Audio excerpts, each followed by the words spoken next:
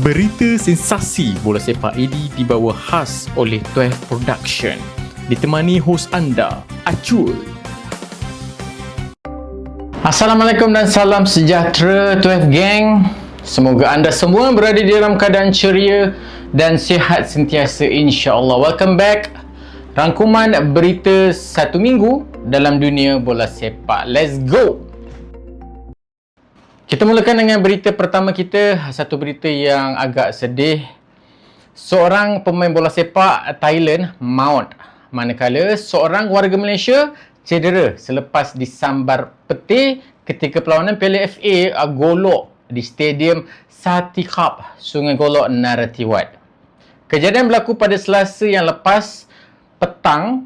Satu klip yang aku rasa sudah viral di semua media sosial, yang mana menunjukkan ketika perlawanan berlangsung, tiba-tiba satu petir yang sangat-sangat dahsyat telah menyambar seorang pemain.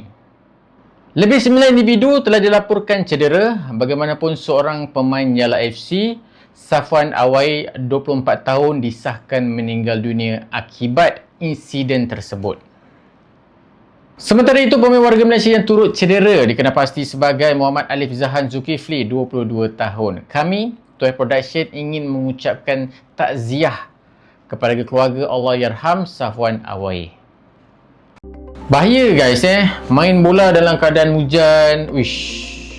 So ingat yang mana apa-apalah aktiviti yang buat kat padang tu, kalau cuaca tak okey, janganlah guys. Sebab benda ni sebenarnya tak semestinya hujan. Sebab kalau korang tengok video klip yang jadi tu, yang tular tu, sebenarnya tak adalah lebat, tapi tiba-tiba ada petir guys. Okay, so kalau nak main bola, first, bukannya kasut bola je korang kena check guys. Cuaca tolong check juga. Kita beralih ke berita kedua. Berita berkenaan dengan AFF Hyundai Cup, yang mana semua sudah sedia maklum, kita dah lepas group stage. Sekarang ni kita menuju ke semi final. Setelah berakhirnya saingan di dalam kumpulan AFF Hyundai Cup, 4 negara yang telah sah layak ke pusingan seterusnya: Singapura, Vietnam, Thailand dan juga Harimau Malaya ataupun Malaysia. Untuk aksi terakhir kumpulan agak menarik sebenarnya. Aku rasa grup A, grup B, dua-dua ada ceritanya yang tersendiri. Okey. Seperti contohlah Indonesia, yang aku rasa di perlawanan terakhir mereka wajib menang ke atas Singapura kalau nak layak. Tapi misi itu gagal selepas mereka hanya mampu seri. Macam mana guys? Indonesia kecundang lagi. Tapi bagi aku personally, masalah terbesar Indonesia dalam perjalanan untuk layak ke peringkat seterusnya ini bukan perlawanan terakhir menentang Singapura tu sebenarnya. Sebab apa? Perlawanan sebelum menentang Singapura tu yang menjadi satu, orang kata, plot twist, yang mengubah jalan cerita perjalanan Indonesia ke peringkat seterusnya. Menentang Vietnam, tewas agak besar juga sebenarnya. Disebabkan kekalahan itu, mereka terpaksa menang last game. So bagi aku, punca masalahnya di sini adalah Vietnam, tuan-tuan. So saya dan juga mewakili semua 12 Production, alang-alang timnas dah tersingkir, sahabat-sahabat kita, jiran-jiran kita, apa kata tuan-tuan Harimau Malaya akan bertemu Vietnam di semifinal. Rakan-rakan, sobat-sobat, marilah bergabung suara teman-teman. Marilah bergabung suara bersama kami Malaysia. Kita sama-sama, sama-sama menyokong satu sama lain menentang Vietnam. Ayo kita tundukkan Vietnam. Lawan Vietnam dekat semifinal guys. Tapi betul, timnas dah tersingkir kan. Alang-alang penyokong-penyokong Indonesia, kita berjiran, serumpun. Betul tu. Sebenarnya elok juga kita bergabung suara teman-teman. Mana tahu benda tu boleh menggerunkan pasukan Vietnam kan. Kita mana tahu. Bola sepak ni sokongan peminat penting.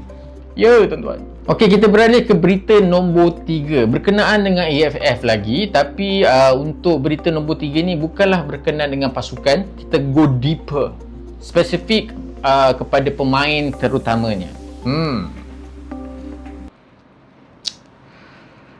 Skuad Harimau Malaya di bawah coach interim Tan Chee Ho, skuad AFF ni aku rasa semua pun sudah sedia maklum, semua pun dah nampak dia punya list up perjalanan sampai sekarang. Aku rasa to be fair, mungkin kebanyakan para peminat tak harapkan apa-apa. Yelah, dengan tempoh masa presiden yang amat singkat, squad yang kita boleh cakap macam tangkap muat je kan. Ada player yang aku rasa first time nampak lah, ni siapa pula ni kan. Okay, so memang kita tahu squad ini agak susah sebenarnya, tapi lepas guys sampai semi-final juga. Okay, tapi bukan itunya.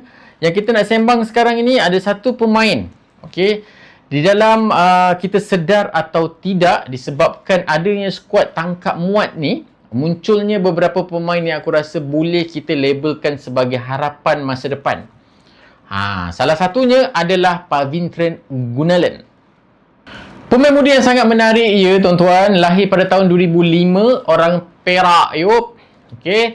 Walaupun hanya bermain di Liga A1 bersama JDT 2, tetapi gameplay beliau yang kita nampak di pentas AFF setakat ini, aku boleh puji.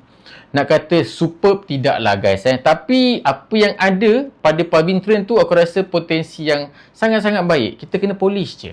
Okay. Bukan pertama kali debut di pentas AFF. Pada tahun 2024 dah ada pun nama dia di pentas AFF bersama skuad senior. Untuk kempen kali ni 4 game, 1 gol, 2 assist. Not bad. Not bad guys. Satu pemain yang aku rasa ada potensi yang besar.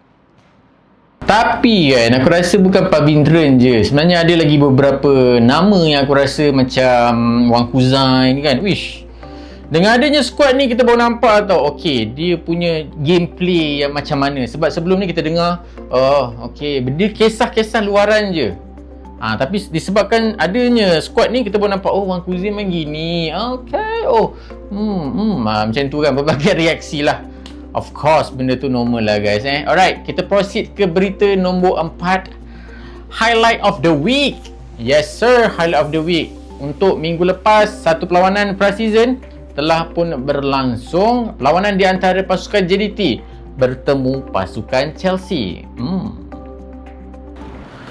Perlawanan pra-season yang paling panas setakat ini tuan-tuan. JDT menerima kunjungan Chelsea. Panas game ni panas. Keputusan penuh 3-3. Match ni memang sangat-sangat menarik. Aku tak tahu, mungkin ada yang terlepas. Tapi aku tak dapat nak review habis. Cuma serba sedikit berkenaan dengan perlawanan ini. Satu benda yang aku boleh simpulkan, dia tak macam friendly tuan-tuan. Dia macam, tak tahu nak cakap lah, mungkin perlawanan final Champions League mungkin. Dia tak nampak macam friendly. Okay, kita bukan saja dapat menyaksikan gol-gol yang menarik, salah satunya daripada Bergson, tetapi juga kita dapat menyaksikan pergaduhan-pergaduhan yang amat intens di kalangan pemain Chelsea dan JDT. Itu yang kita minat tu. Itu yang kita minat tu. Jaringan pertama sudah semestinya datang daripada Mr. MVP kita, Arif Aiman. Satu penyudah yang sangat kemas daripada Arif Aiman. Pelbagai respon dari peminat, bukan saja di Malaysia, malahan dari luar pun, yang menyatakan kurang senang melihat corak permainan JDT yang mungkin terlampau kasar. Depends lah perspektif orang berbeza-beza, tapi ada juga kita dengar respon-respon yang sebegini. Okay, apa komen korang? Sebab apa yang kita nampak dalam game ni, dia tak macam perlawanan bola. Dia lebih kepada UFC ataupun WWE. Okay, apa komen korang? By the way, ada lagi satu benda yang aku rasa agak menarik.